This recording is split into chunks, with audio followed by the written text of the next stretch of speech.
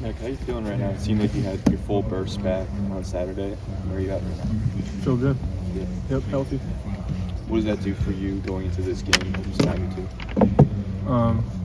Just allows me a chance to play how I know how to play and give my team my best.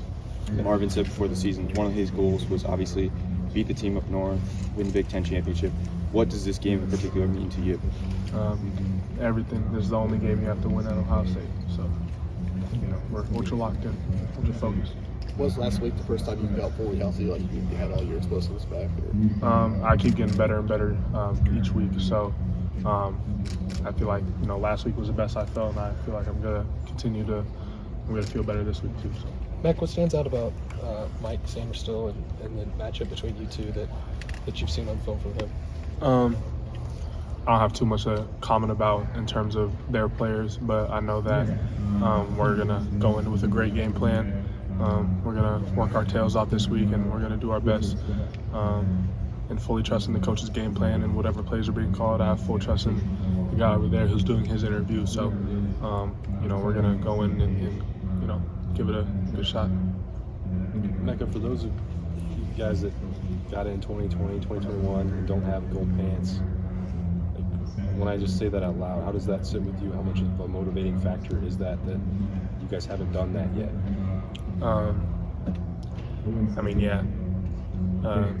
Obviously everyone in my class, we feel like we can't, leave here without gold pants. So, yeah. Emeka, how do you get motivated? Obviously, you don't have to get motivated, but be motivated by the loss of last year's, but also know to keep your emotions at a certain point to not get too over the top during the game. Well, looking at it right now, it's Tuesday right now. The game's on Saturday, so we gotta, try not to spiral out of control too soon. It's a slow build until the ball hits the foot. You can kind of let everything go at that point. So we're gonna work on staying locked in and staying focused this week to make sure we put our best foot forward on Saturday. This game is part of something you guys do every day. Talk about preparing for this game every day. Yet you still have to be focused on the first 11 opponents each week.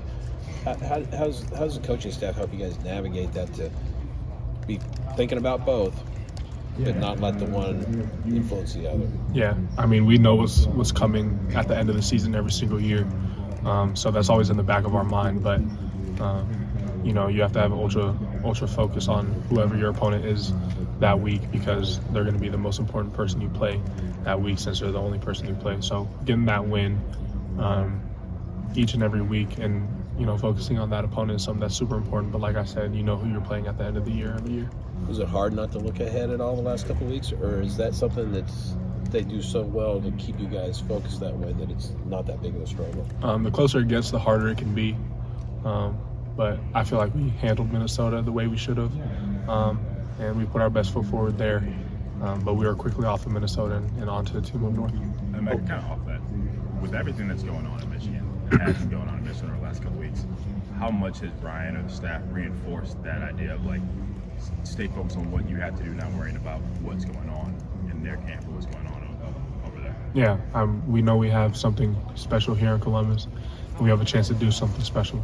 We're not focused at all on what Team of North is doing or what they have done. We're just fully focused on what we're able to accomplish here. Along the same lines as one of Cameron's previous questions, can you get into just how important it is for you guys to keep your composure in a game like this, where there's going to be so much chirping, and you don't want to be that guy who's the second guy who kind of gets caught? You know what I mean? Just how important is that in a game like this? Yeah, stupid penalties can really hurt you in big matchup games like these ones. There'll be, you'll have all the time in the world to let your emotions fly after all the whistles are blown and after the score settled and all that type of stuff. So keeping your emotions in check is huge. You talk about, kind of tempering your emotions, at least at this point right now. Is there still a little bit different of a feeling going into this game as opposed to when you were a freshman, a youngster coming in? Yeah, it kind of takes got to experience it to know what the rivalry is like. And now that I've experienced it firsthand, just with more experience and more being able to play Team of North more, what it means to this university. it starts to mean something special to you as well. So the longer I've been here, the more and more I feel myself, kind of just my blood getting hot for this rivalry.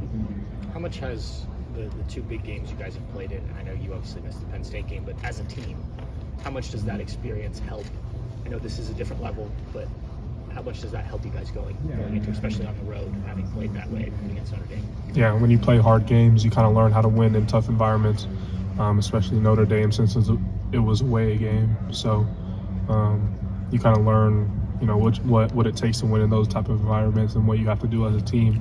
And even, when it's a close game like that, no one says it has to be close this weekend, but it probably is going to be. That's the way it always ends up. So, it just teaches you how to win in those scenarios. Yeah, Mike, I just walked up here, so you probably already answered how you're feeling, et cetera. But what is it like to be out? What was it like to be out there Saturday, the last couple of weeks, with all of the primary weapons with this offense on the field at the same time for one of the few times really this year? What do you sense that's different when y'all are all out there? Yeah, I just feel like we're a really explosive unit overall. I don't think there's no secret in that. Great weapons all over the field, and just expanding those weapons to Kyle and getting him to have a pick of who he wants to throw the ball to or hand the ball to. It's kind of hard for defenses to game plan. So trying our best to make sure everyone's healthy this week. That's a big one. Yeah, and Travion especially, what does he add to the mix? You receivers and plus Cade, everybody knows what y'all are about. What does a healthy Travion add to the mix from your viewpoint? Yeah, Travion, I feel like he's the most explosive back in the nation. You guys have really seen his speed over this last couple of weeks. I think he's had a play of like 70 yards every single week since he's been back. So it's something that you really have to game plan for. But you also can't, slight anybody on the outside, because if you drop that extra safety in the box to handle Travion, then it allows us a chance and an opportunity down the field. Is there one thing that really stands out to you about the difference between Kyle McCord now and Kyle McCord at the beginning of the year? It just jumps out at you. Just experience overall. It's not really easy to grasp. It's just something that you can feel, and something that the offense has felt as a team. He's just accumulating more experience, and it's been really beneficial for him. Emeka, how much respect is there between the players in this rivalry? Yeah, I mean, it's a rivalry, so it's a rivalry for a reason. You don't have rivalries with, teams that you don't respect or teams that, you blow out every single year. So, yeah. Emeka, in terms of communication in a hostile environment that you're going to be going up against, how are you guys practicing and prepping for this weekend? Yeah, we know that it's going to be a hostile environment, and that it might be loud and rowdy, and you might not be able to hear the cadence of the quarterback and all that type of stuff. So we have measures for stuff like that. Emeka, you guys as a class are still chasing your first win in this rivalry. How much do you feel like you guys, you third years, are really extra hungry, because for some of you it could be your last chance? Yeah. Yeah, we're extra hungry. How have you guys embraced playing on the road this year? Coach Day pointing the team meeting room, the board, the schedule, all the white spots. Like, have you guys approached that this year playing on the road? Playing on the road is pretty much the same approach year in and year out. You got to be able to run the ball on the road. Got to be able to play tough. You got to be able to stop the run and score touchdowns in the red zone. So the recipe never really changes. Yeah.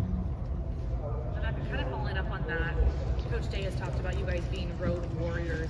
Is there something that maybe you guys as players maybe like a little bit about playing on the road, like having that hostile environment? Yeah, a little bit. We've talked about it multiple times. You kind of get to go into a place where you're unwelcome and kind of embrace that and be the villain of that area, and just be able to, silence the crowd by making big plays or whatever the case may be. There's something to that for sure. So just being able to embrace the environment and not let it shake you is something that's really, really big. I'm just going to ask this carefully. You guys had to have known what's been going on in the last 5 or 6 weeks, off the field when it comes to Michigan, et cetera. Have y'all talked about that much, or how have y'all let that just slide, I guess, as you prep for this one? Yeah, I can't talk about that today. Sorry about that. Okay. It was worth the effort. Emeka, we saw the one play especially, I call it a skinny post, where you just took up off the seam there took off up the seam on Saturday, and Kyle got it to you. was that moment when you felt the gas pedal was there again? I mean, when did you feel like you're back to 100% or close? Yeah, that was my best week of practice leading up to the Minnesota game, and my coaches can confirm that. I felt fast. I felt like I was flying around, back to where I used to be. So that was really encouraging. So I was able to go out there on Saturday with more confidence than I have been. So, yeah, I've been feeling better and better each week. What's the biggest challenge about this defense y'all are going against? Obviously, last year they made some plays in the second half especially. They got a few of those guys back, obviously. I mean, what is the biggest challenge about this defense in particular, giving up only 9 points a game? I feel like the biggest challenge lies within ourselves, just making sure we're staying on track and staying consistent. We feel like we have the best group in the nation, but when we don't play like that, and when we're playing, when we're off schedule or something like that, that's something we have to focus on.